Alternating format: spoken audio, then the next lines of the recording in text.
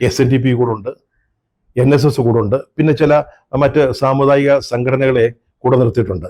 പക്ഷേ പന്തളം കൊട്ടാരമൊക്കെ എതിരായിരുന്നു. പന്തളം കൊട്ടാരവും അയ്യപ്പനുമായിട്ടുള്ള ശബരിമലയുമായിട്ടുള്ള ബന്ധം നമുക്കറിയാമല്ലോ. കൊട്ടാരം പക്ഷേ എതിരായിട്ടാണ് നിന്നത്, ഈ സംഗമത്തിന് കൂടിയൊന്നുമില്ല.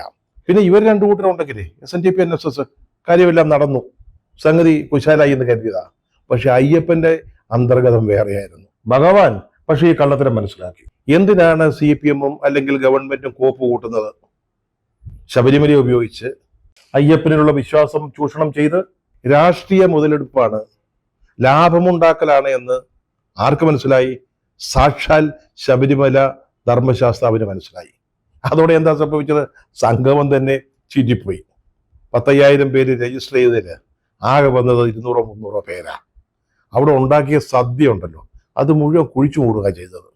ഈ വികസന ചർച്ച 3 വേദികളിൽ എന്നൊക്കെ പറഞ്ഞിരുന്നതാ. എന്തോ പേരിനിയർ ചർച്ചകൾ എന്നതിനപ്പുറത്ത് കാര്യമായിട്ടൊന്നും ഉണ്ടായില്ല.